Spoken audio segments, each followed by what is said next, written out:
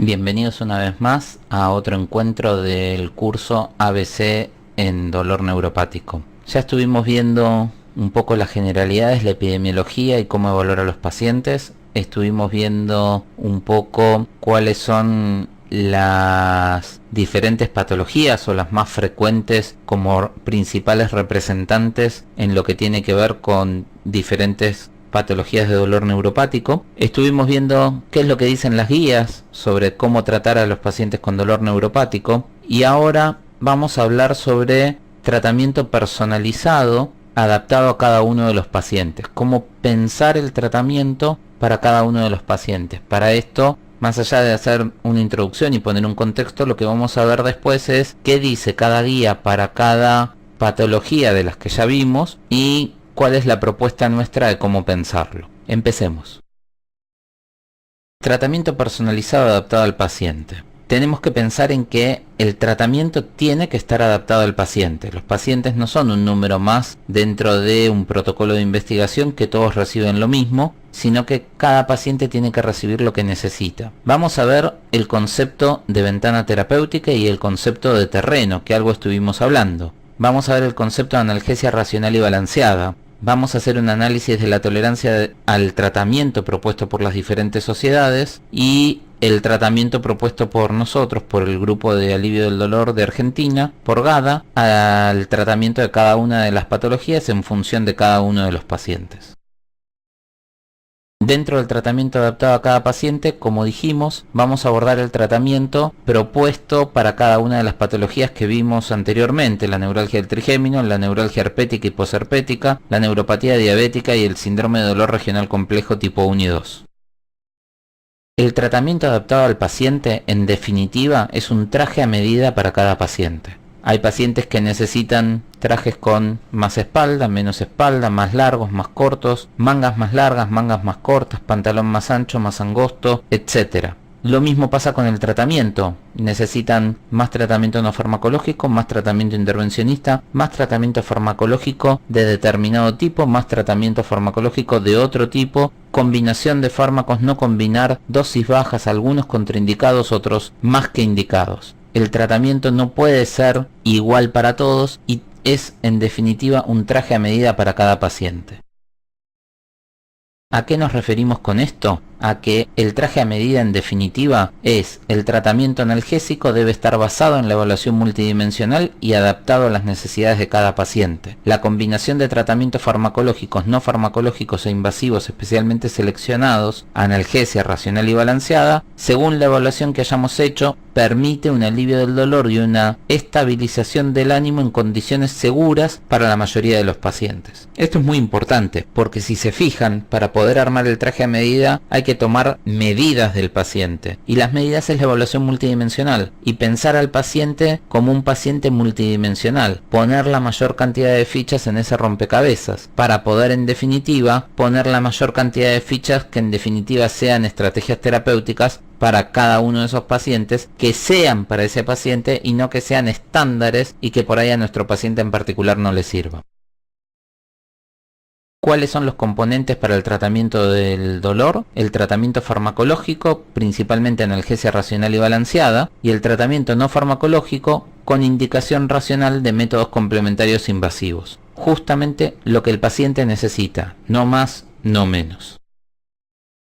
¿Cuál es el concepto de analgesia racional y balanceada? Es que basados en mecanismos fisiopatológicos que originan el dolor, combinamos estrategias terapéuticas a dosis bajas, obteniendo sinergismo y potenciación de su efecto analgésico, logrando alivio con un mínimo de efectos adversos. Recuerdan que antes habíamos hablado de combinación de fármacos y que las pruebas, los trabajos publicados, usaban dosis altas, máximas de un fármaco y recién agregaban el otro. Justamente el concepto de analgesia racional y balanceada habla, primero, de combinar estrategias terapéuticas, no solamente farmacológicas, y en segundo término habla de buscar sinergismo, potenciación del efecto analgésico con dosis bajas, tolerables para el paciente, logrando alivio con poco efecto adverso. Los componentes del tratamiento farmacológico ya los vimos, son básicamente AINES y principalmente paracetamol y dipirona, opioides, principalmente tramadol como opioide débil, metadona como opioide fuerte, y lo que más figuran en las guías, oxicodona y morfina. Y dentro de los adyuvantes habíamos hablado de antiepilépticos, antidepresivos y otros adyuvantes. ¿Cuáles son los componentes del tratamiento farmacológico? Pensemos de manera multidimensional según el esquema multidimensional del rompecabezas que venimos usando desde el principio del curso. Frente a un paciente con dolor crónico se activan las vías de dolor y el paciente tiene una manifestación de dolor que en definitiva es un impacto funcional y un impacto afectivo. Esto se presenta sobre un determinado terreno con ventana terapéutica en determinado paciente con determinadas características y determinada tolerancia a los tratamientos, y podemos tratarlos desde el punto de vista farmacológico con AINES, con antidepresivos y antiepilépticos, con otros adyuvantes y con opioides, en su justa medida y buscando qué AINES pueden llegar a servir para este paciente y en qué dosis y durante cuánto tiempo, qué opioides, qué adyuvantes y qué antidepresivos y antiepilépticos. También tenemos que tener en cuenta los tratamientos no farmacológicos, como vimos antes, desde fisioquinesioterapia a cambios de hábitos, pasando por dieta, educación, terapia cognitivo-conductual, medicinas alternativas complementarias y las técnicas intervencionistas adecuadas para cada uno de los pacientes. Y bajo el mismo constructo del modelo multidimensional del rompecabezas, usaremos las piezas adecuadas para tratar cada uno de los pacientes, tratando de disminuir el impacto funcional y el impacto afectivo. Entonces vamos a usar fisioquinesioterapia, ejercicios terapéuticos, educación, técnicas mente-cuerpo, psicoterapia, dieta, medicina alternativa y complementaria, técnicas intervencionistas, en su justa medida las fichas que calcen en el rompecabezas que es mi paciente, que no necesariamente van a ser las mismas fichas que calcen en otro paciente con la misma causa de dolor neuropático. ¿En qué consiste el concepto de ventana terapéutica? La ventana terapéutica responde un poco a estas preguntas. ¿Qué resto terapéutico tiene mi paciente? ¿Qué chance tengo de tratarlo con cada indicación que haga sin generar efectos adversos? ¿Cómo usar adecuadamente la estrategia terapéutica que voy a usar? ¿Y cómo puedo hacer para agrandar la ventana terapéutica? Para poder utilizar cosas que en principio no las podría tolerar y que tengan efecto, obviamente. El primer concepto que tenemos que tener con ventana terapéutica es que cuando yo agarro alguna estrategia terapéutica, sea farmacológica o no farmacológica, a medida que voy aumentando la dosis, empiezo con 0 de dosis y voy aumentando, voy teniendo algo de efecto analgésico. Y la curva dosis-respuesta, dosis-efecto, es una curva que en general tiene una forma de S. También está la curva de toxicidad, que al principio la estrategia terapéutica no tiene nada de toxicidad, pero a medida que paso determinado umbral de dosis, empieza a tener toxicidad y la toxicidad suele subir exponencialmente. Yo necesito subir la dosis de la estrategia terapéutica hasta llegar a una analgesia mínima, y eso se llama dosis efectiva mínima. Entre la dosis efectiva mínima y la dosis que empieza a generar toxicidad importante, se encuentra la ventana terapéutica. ¿Qué es lo que pasa? Que la mayoría de los pacientes, según el terreno que tengan y según las comorbilidades, me corren la curva de toxicidad hacia la izquierda, achicándome la ventana terapéutica. Y las terapias no farmacológicas, la evaluación multidimensional, permitiéndome elegir mejores estrategias terapéuticas, farmacológicas y no farmacológicas, me corren la curva de efectividad o la curva de analgesia también para la izquierda, abriendo nuevamente la ventana terapéutica y permitiéndome utilizar dosis más bajas potenciadas por otras estrategias terapéuticas para poder obtener mejores resultados y mejor tolerancia. En definitiva, ¿qué estoy buscando? Mayor alivio del dolor con menos efectos adversos. ¿Qué ventana terapéutica quiero tener con el paciente que tengo adelante? Obviamente quiero la ventana grande, porque me permite usar más fácilmente los fármacos o las estrategias terapéuticas a dosis más altas sin tener mayores problemas. El concepto de terreno es un concepto diferente. Responde a la pregunta de quién tengo adelante, quién es el paciente que voy a tratar. Todas las características individuales que hacen al paciente como particular y único, las que lo diferencian de los demás. La evaluación multidimensional me va a permitir conocer el terreno, saber quién es el paciente, adaptando así mis tratamientos a ese individuo único y permitiendo hacer el traje a medida. Esto se llama medicina de la individualidad. Está suficientemente lejos y suficientemente cerca de las guías clínicas. Esto es, yo tengo que tratar de adaptar lo que me propone una guía clínica al paciente que tengo adelante. Si el paciente no tolera pregabalina, porque particularmente tiene una intolerancia particular a esa droga, por más que la guía clínica me diga que es primera línea de tratamiento, no la voy a poder usar. Esto es terreno, el paciente que tengo adelante. ¿Qué tolera, qué no tolera? ¿Cuál es su historia? ¿Cuál es su contexto? Si puede dormir a la noche, no puede dormir a la noche. Si trabaja de noche, si trabaja con maquinaria y tengo que cuidar el tema de los reflejos y demás. Si no trabaja con maquinaria y por el contrario en este momento no está trabajando, con lo cual no hay ningún problema que tenga un poco más de somnolencia para que pueda dormir. Si es un paciente frágil y tiene riesgos de caída o no lo tiene, etcétera. ¿Cuáles son los componentes del terreno? Edad, embarazo, obesidad, insuficiencia renal, hepática, cardíaca, deterioro cognitivo, inmunosupresión, polifarmacia, la economía, si el paciente puede acceder o no a las estrategias terapéuticas propuestas, cuál es la red de contención, cuál es la red de supervisión de los tratamientos que se le proponen, las actividades de la vida diaria instrumental, si tiene o no tiene trastornos tiroideos, si tiene sensibilidad química múltiple, qué grado de fragilidad tiene. En definitiva, conocer lo mejor posible al paciente que tengo adelante, colocar la mayor cantidad de fichas en el rompecabezas que me arma la foto de quién es el paciente que tengo adelante. ¿Qué más entra dentro del concepto de terreno? Si el paciente tiene depresión, ansiedad, insomnio, alcoholismo, tabaquismo, adicciones a otras drogas, sean duras o blandas, adicción a fármacos, conflictos laborales, problemas de adherencia a tratamiento, trastornos límite de personalidad, antecedentes de psicosis, trastornos por control de impulso, trastornos obsesivos compulsivos, etc. En definitiva, el mundo está dividido y tengo que conocer muy bien a quién tengo adelante. No es lo mismo plantear un tratamiento para una mujer embarazada o alguien que está amamantando. No es lo mismo tratar a un chico, tratar a deportistas o a gente joven, tratar a pacientes ancianos pero enteros, que tratar a pacientes frágiles. No es lo mismo. El mundo está dividido.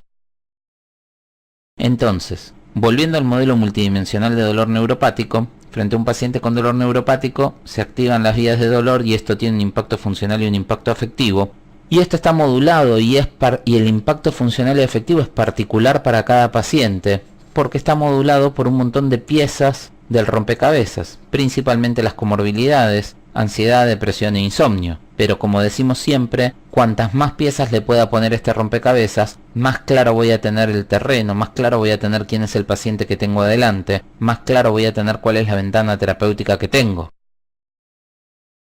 Tengo que tener en cuenta, como otras piezas del rompecabezas, la cognición, la personalidad, los trastornos psicopatológicos, las adicciones, la inserción social que a veces va perdiendo el paciente por el dolor, la funcionalidad que el paciente pierde por el dolor. Entonces vamos a tratar de armar tratamientos combinados multimodales, pensando en la evaluación multidimensional que hacemos de nuestros pacientes.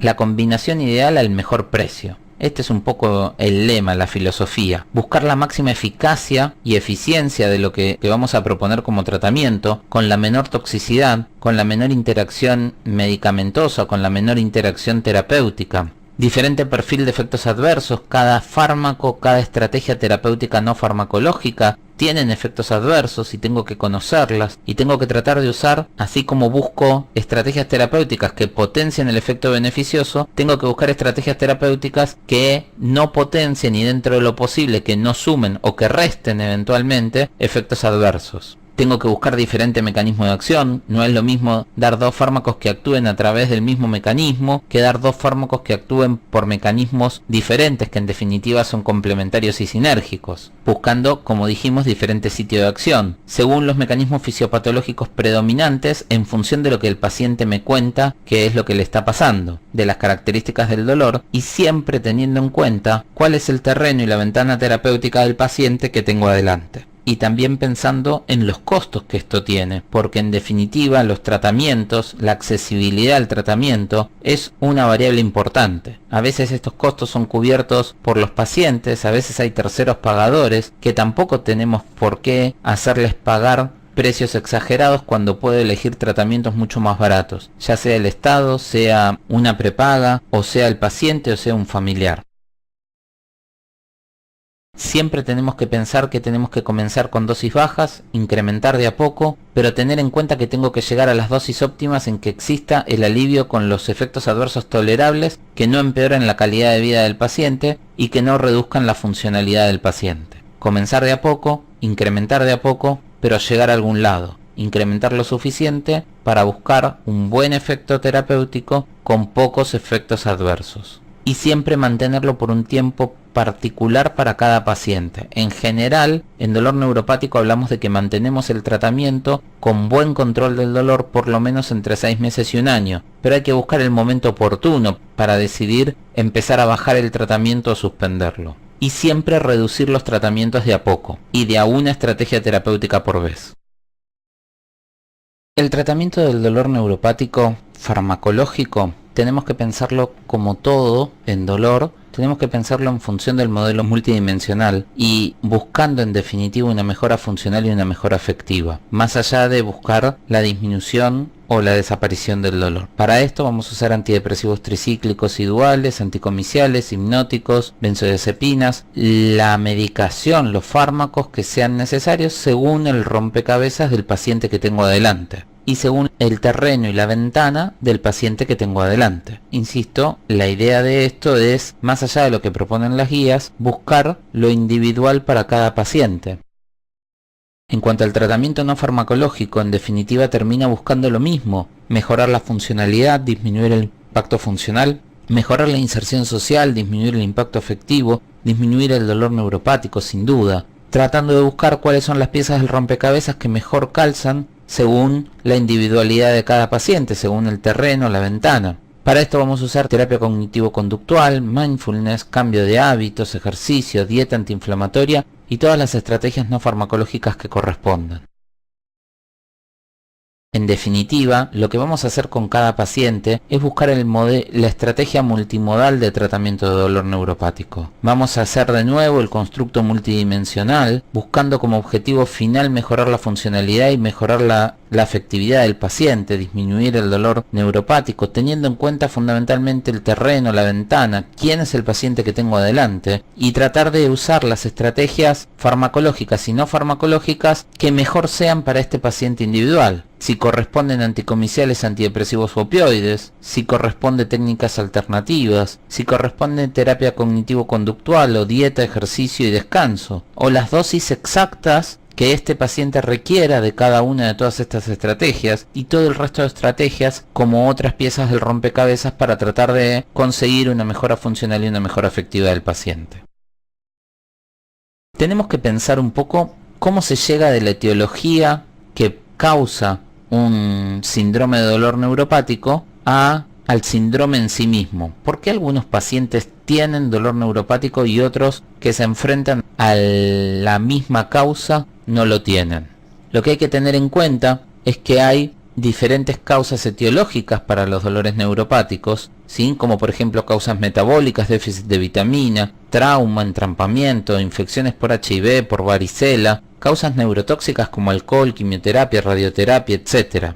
Esto aplicado sobre un determinado paciente que tiene un determinado genotipo y un determinado fenotipo, que están atravesados por una epigenética y un medio ambiente en particular, van a generar a nivel individual de cada paciente daño sensorial y nervioso, actividad ectópica, sensibilización periférica y central, reorganización central, etc., que en definitiva todo esto va a tener una expresión sindromática como síndrome de dolor neuropático a través de una polineuropatía diabética o carencial, a través de una distrofia simpático refleja o un dolor regional complejo de tipo 1 tipo 2, a través de un síndrome de túnel carpiano, un canal estrecho, a través de una neuralgia posherpética o una neuropatía por HIV, o a través de neuropatías tóxicas como por alcohol o por quimioterapia o radioterapia.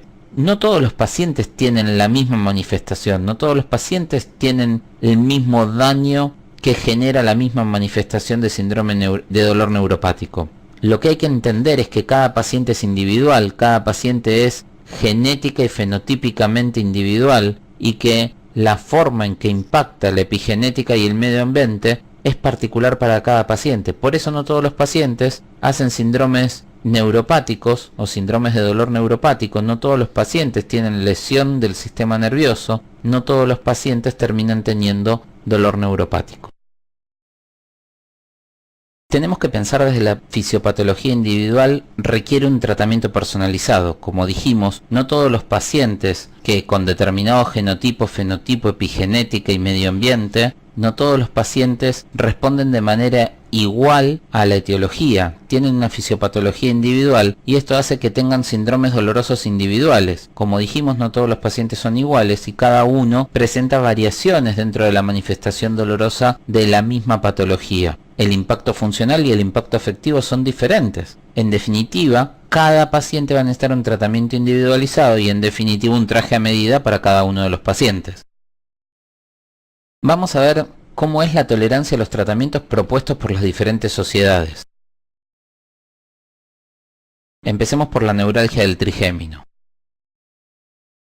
El planteo lo vamos a hacer desde la etiología del síndrome neuropático, como vimos hace un ratito, pensado particularmente para neuralgia del trigémino. Aparece una etiología idiopática o vascular o esclerosis múltiple, o en los casos de secundarias, un tumor, etc., aplicado sobre un paciente en particular con un genotipo y un fenotipo atravesados por una epigenética y un medio ambiente particular. Algunos pacientes van a tener daño sensorial nervioso, actividad ectópica, sensibilización periférica, reorganización central, etc., y algunos pacientes van a ser neuralgia del trigémino primaria o clásica y algunos van a ser sintomático secundaria. Con lo cual, dependiendo cuál sea la prevalencia de la fisiopatología individual, va a ser las estrategias terapéuticas que vamos a utilizar.